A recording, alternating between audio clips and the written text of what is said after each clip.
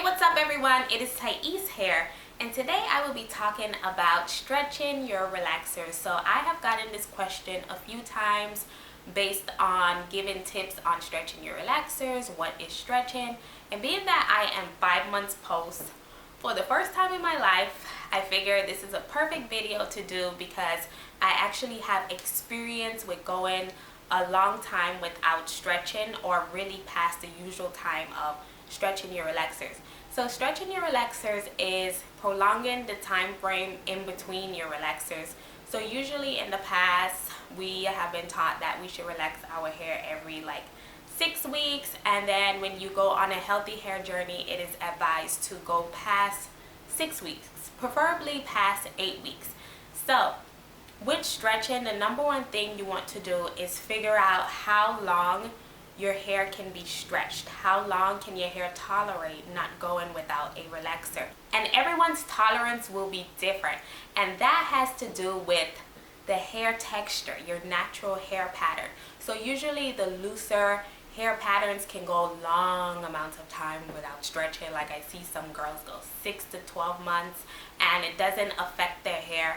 But then the kinkier, tighter curl patterns like 4B, 4C, they usually can go shorter amount of times. So while stretching, you always want to cut your stretch if you are experiencing any type of breakage or your hair is breaking really badly. Then you want to end your stretch and go ahead and relax your hair, especially when you are new to stretching and your healthy hair journey. So you want to gradually work your way up to different lengths in which you can stretch, and you also want to find your perfect time frame. So for me, when I was relaxing often, I would relax every 10 weeks, and that was my perfect time frame, and that allowed me to retain a lot of length and a lot of thickness.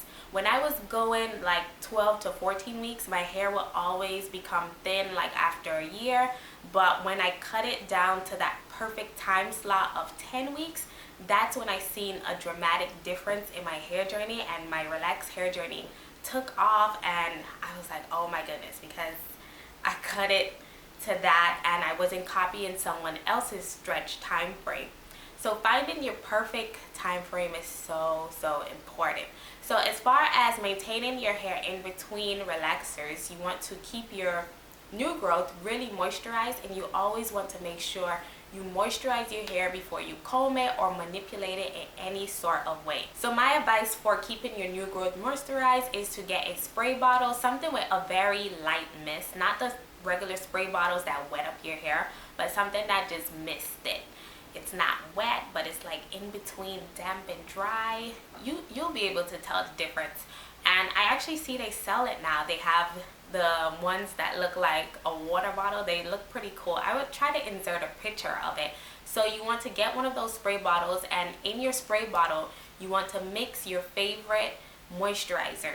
The moisturizer that you would normally use on your hair that works for your hair, you want to mix it with water, and then you want to use that as your moisturizer for your new growth.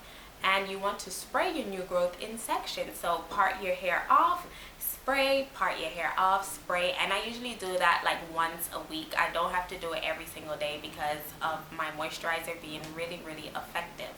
Yeah, so that's what I advise for keeping your hair moisturized, and that's what you should do before you comb it, before you manipulate it or detangle it. So as far as speaking of detangling, you also want to keep your new growth detangled in the middle of the week so that you're not dealing with matted hair on your wash day. I know a lot of girls wait until wash day to detangle their new growth, but I find that, especially having really tightly coiled hair, I find that detangling my hair midweek really cuts back on detangling time on wash day. I barely have any detangling on my wash day, even though I'm 5 months post. So another tip I have is to wash your hair in sections under the shower, especially for tightly coily hair. You want to wash your hair in 2 sections at least. Actually, I recently had to bump up my sections because 2 sections stopped working for me when I reached past 4 months. I was just constantly getting knots in my hair and it just was not working. So now I have to wash my hair 4 sections, and when I tell you I don't have any detangle, this is amazing. I barely have any detangling. Like, my detangling time now is less than 10 minutes because I started washing in 4 sections after 4 months post. And always, before you wash your hair, make sure your hair is thoroughly detangled on your wash day. Your hair is super, super detangled before you add any water to your hair when you're going to wash it. So another tip I have is to limit your styles to 1 or 2 during the week. So the demarcation line is very weak, and you don't want to stress it out by doing too many hairstyles throughout the week. So, you're shocking your hair when you go from a high bun to like a low bun. Even that is like a big shock because your hair is going up in one direction and then you just combing it down to go into like a low ponytail. That is a big shock for the hair. So you don't want to do that every single day. It's okay to do it twice a week where you switch up your hairstyle, but you want to wear a hairstyle like, see how today I have my hair in this low ponytail right here with the side part. Then I will stick to this for like the next 3 to 4 days, and then I switch to a new hairstyle so that my demarcation line isn't put under too much stress switching up the hairstyles too often.